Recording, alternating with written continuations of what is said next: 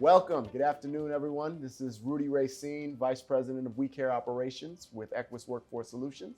And this afternoon, in our final Live at the Forum session, I have two wonderful guests here with me. I have Mary Hamann Roland, who is the Dakota County Commissioner in District 7 in Minnesota. And I have Nadir Abdi, who is the Director of Employment and Economic Assistance in Dakota County in Minnesota. So welcome, Mary and Nadir. Thank you for being with us today. It's a pleasure to be here. Thank you for having us. You're welcome. Thank You're welcome. So I'm going to start with you, Mary. Okay. You are the commissioner, newly elected commissioner, formerly the mayor of Apple Valley for 22 years in Minnesota. How did you get here? Walk me through how you're in this position now. Well, and thank you again for having us. It was wonderful to be live at Forum 21. Mm-hmm. It was the best experience because I'm going to take you back to 2020. And I was at a National League of Cities conference in March. Mm-hmm. And that was when the pandemic began. And so I left there, came back to Dakota County, came back to my communities of Apple Valley and Rosemount, and I realized we're dealing with a public health crisis that's of a magnitude that we had never, for 100 years we hadn't seen this. And I formerly was a public health nurse. And so my heart was calling me, what am I going to do? What am I going to do to serve my community? What is the best way? Do I remain a mayor? Or something else there? And what I realized that is the county is where public health, the counties have dealt with all of the major issues, economic, public health, and public safety, the crisis that we face with our racial disparities and the issues that we face today, this very, very day that we faced. And so I did that soul searching and realized I needed to go to the county to work. And it's amazing because my grandfather was a president of the county commission in Ohio, and my dad was a county engineer. And so both of us, we follow in the footsteps of our parents in public service. The legacy of service. Yes. So I ran. And I beat the incumbent. And I won by a landslide, which is amazing in a pandemic. So, it was meant to be. Well, congratulations on the victory and congratulations on just the life of service that you and your family have provided. Thank you. So I want to hear a little bit more about Dakota County. Tell me about Dakota County. Well, Dakota County is a premier county. Mm-hmm. And we have a wonderful team that is working. And I have to say to Nadir, what I'd like you to do is I'd like you to talk about some of the innovation that you're doing in workforce development and serving the community. Absolutely. And some of your aspirations too. Sounds good. Well, thank you for having us, first of all. It's a pleasure to be here. It's nice to finally get out and see people in person. When we first got here, it was a bit different, but I was glad to see familiar faces that I haven't seen in a while. So glad to see that everyone was here. Well, at Dakota County, I think we're not doing a lot of things that are special. Everyone is kind of doing the same thing, right? In this pandemic, we have learned to all pivot to figure out what we can do. And in the midst of weeks, we had to totally shift our workforce virtually, which was something that was not easy, but I think I would give a lot of credit to our IT department. Overall, our county came in together and equipped us with the right tools that were necessary for us to go virtual. At any given point, all the services were provided. Nothing has stopped. Our doors were never closed. Even though they were physically closed, we saw people that needed the service that did not have the technology or were not able to do things virtually. We accommodated them by having appointments only. So we will never close in a nutshell from the customers, but however, we did a lot of things virtually. Love it. When it comes to workforce services, it's the heartbeat, right? People need employment. And we knew that we had to figure out how to get in touch with people through a virtual platform. through social media, through so many other avenues that we have thought of in the past, but we had many challenges. But in this pandemic, something that came out was that government can actually do these things, that we're not so far behind, that we actually can do these things. So these are the positive outcomes that came out of the pandemic that we want to move forward with in these virtual platforms. And now also there are rural areas within our county that we want to touch on. And some of the things that we're thinking of doing is having a mobile unit to go out to those rural areas to bring those people and engage those people and meet people where they're at, and understand that everyone does not have the technology that we think they may have, so that we can touch upon them so that they can have the self-sufficiency and economic mobility, so that they can raise their family and have all the things that they are in need of.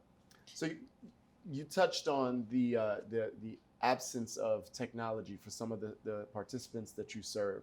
Talk to me about what you're doing to shorten that gap and connect people with that technology, and also for those that don't know how to use the technology, how you're helping them raise their awareness and understanding of that technology. So that's a great question, Rudy. So we have a career lab and we have sessions for people. We have computer classes that teaches people that are from a beginning stages all the way to an advanced stages. Also in our WIO program, we have some upskilling tools that we can provide for people that need those computer classes, that we can teach them, but however we can also take them to a certification program that can upskill their skills so that they can get that employment, they can get to that self-sufficiency plan, economic mobility for themselves and for their families. So there are ways and avenues that we're able to tackle those things. Another great place is the libraries. We have a good connection with our libraries and making sure that we drive people to the library so that they can get the information that's needed. They can also get the help that's needed. Our libraries are great. We're able to provide people with laptops, Chromebooks, things that they can check out, do their thing, and then bring it back. Also, Wi-Fi is available in the parking lot, so they can drive up, utilize the Wi-Fi, get into their access. So we're doing a lot of different things that are more mobile so that we can assist our clients that cannot have the proper technology at home.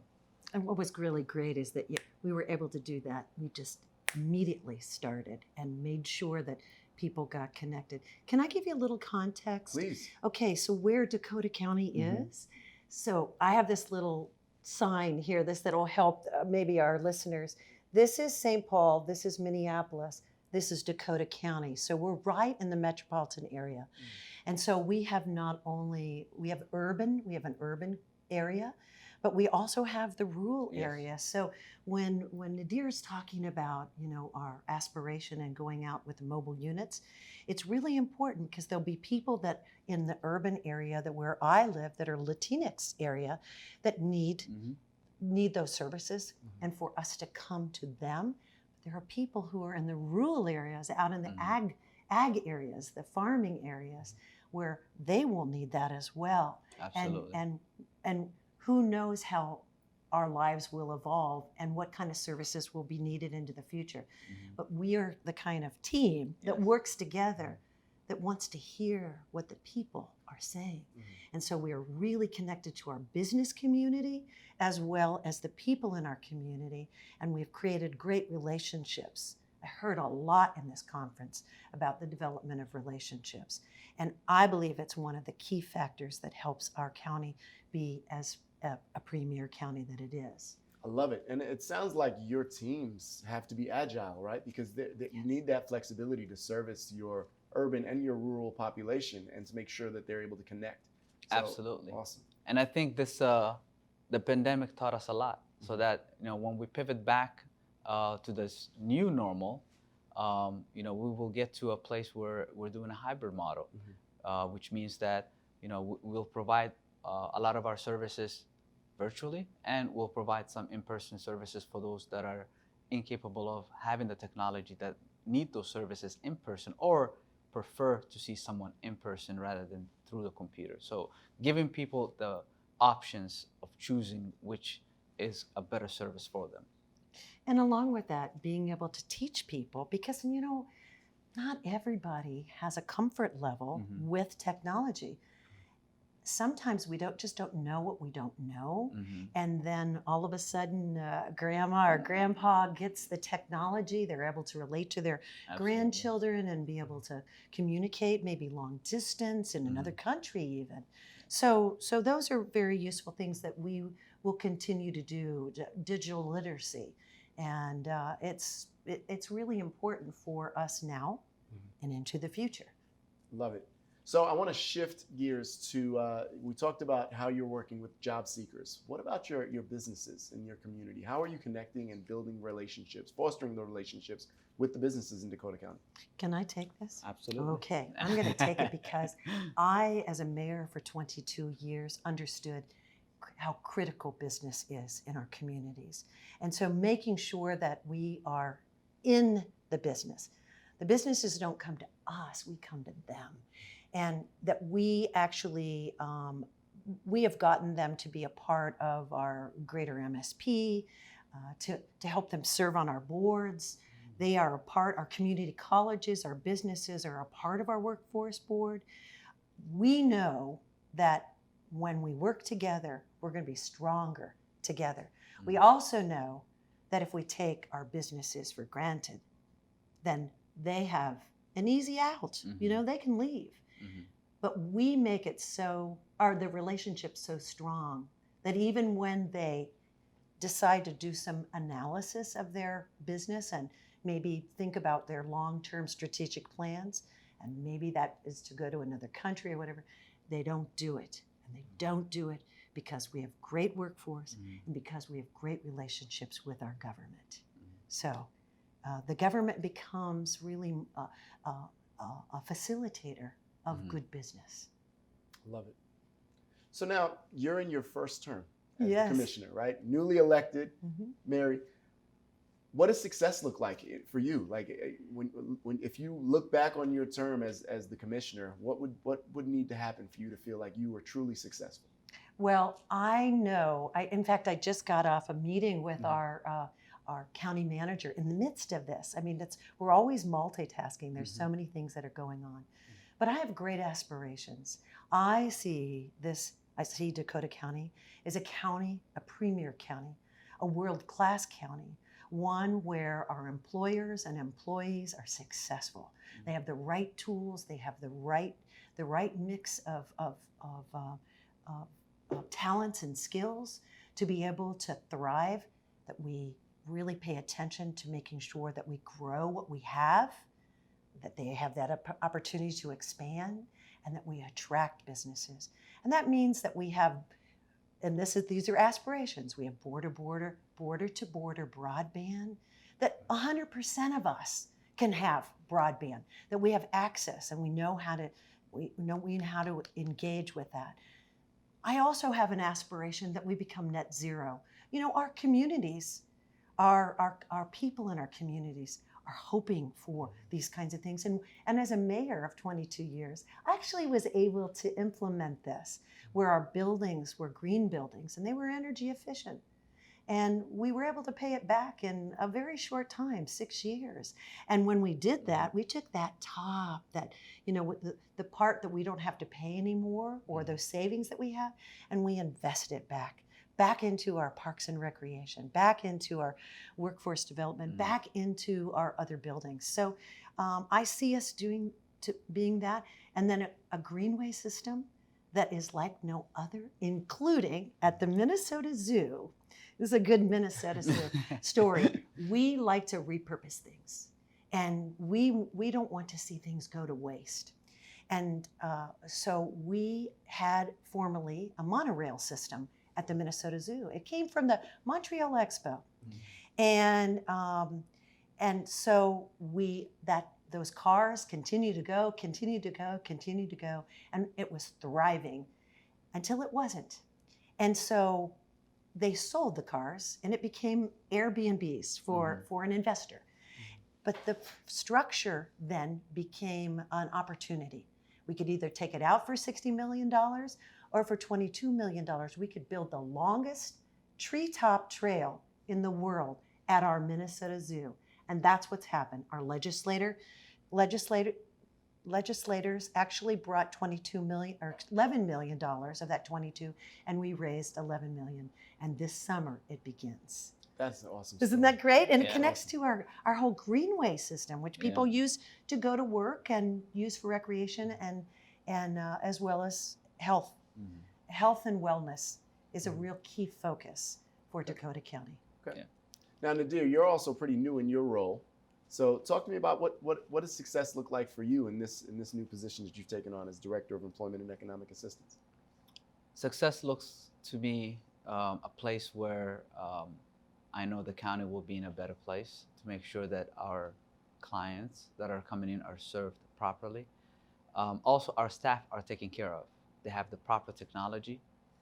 They have that life-work balance, that they are going into this new hybrid model, understanding that they have the right tools to be successful, proper advancement for people. And I think we have a great team to accomplish all those things. I think we have a great connection with the community. We have a great connection with our businesses, as the commissioner just mentioned. So I think all of those things together, for me, my longevity is to see the county be a premier county, to tackle some of the concerns or issues that we have had in the past. But most of all, the most important thing for me is to make sure that people are served properly. Each individual that is a Dakota County resident has their best experience coming in through the doors, whether it's in person or virtual. I love that we have him as one of our important team members. What a great message to deliver. Thank you. Thank you. Thank you. So I want to start to close, but this is your first NAWB conference. Nadir, this is you've been Second, here I think, second yeah. or third, Yeah. right? So you're now an NAWB vet. Okay. Talk to me about, this is a hybrid conference where half virtual, half on site. What are some takeaways? What are some of the things that you're walking away from this NAWB conference with to bring back to Dakota County? Well, first of all, I loved that it was live and in person, but that you also respected that there are people that are not ready to do that yet, and that you created a virtual format to be, or a hybrid format, in order to be able to serve both that want to go live and want to go in person, and to do it virtually. And I really I didn't know whether I was going to be able to do this or not. And when I got on the plane, I had to think about it. I had some really nice people, and we talked about it. But I'm so glad that I was here. It was cutting edge for me to be on that leading edge of workforce development, and to learn the $43 million grant opportunities that are going to be coming out of for dislocated workers. That was just fantastic to learn. To learn about apprenticeships. As a newly elected commissioner and a workforce development board member, I was a sponge and just really was able to listen to all the speakers and the fund of knowledge that they deliver to us. We're going to be taking back some really key, and Nadir and I have been talking about this. We've been very excited about, okay, we like that. We got to take that back. The tiers, when the speaker was talking about when you go to work, how you lose benefits. The benefit cliff. And the benefit cliff. And so they explains a year-long tier system to help people be successful, to help families to be successful. Those were fantastic. And Ron, my gosh, what a wonderful, wonderful representative of this organization. He has so much knowledge and so much experience that I was thrilled. And then Chef Jeff, to have a real life experience of someone who was down on his luck and really went through a whole lot, and how he came through the system that was broken, and is helping make the system a better system. It was fabulous. I loved every minute of it, and I hope everybody comes in 2022, because I've loved meeting everybody this is the friendliest organization.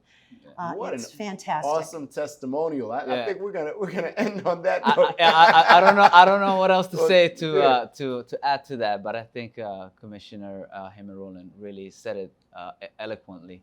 The most important thing is that you guys gave this a level of thought by providing the two platforms, and I truly respect that, and I'm very thankful, because there are people that are not ready to really be in public. So having the platform that they can still follow us virtually, it was something that I can appreciate. But for me, I couldn't wait to be in person.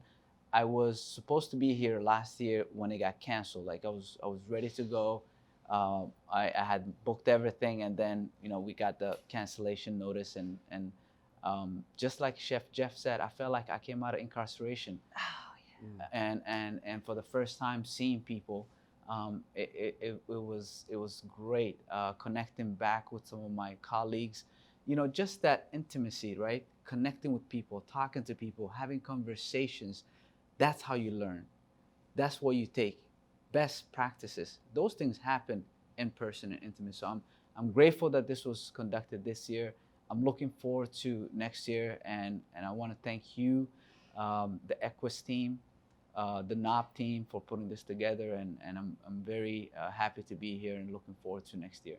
Awesome. Well, Mary Hamann Roland, new commissioner, Dakota County, District 7. Nadir Abdi, Director of Employment and Economic Assistance in District 7. Thank you so much for your time and your contribution to this session. Thank you.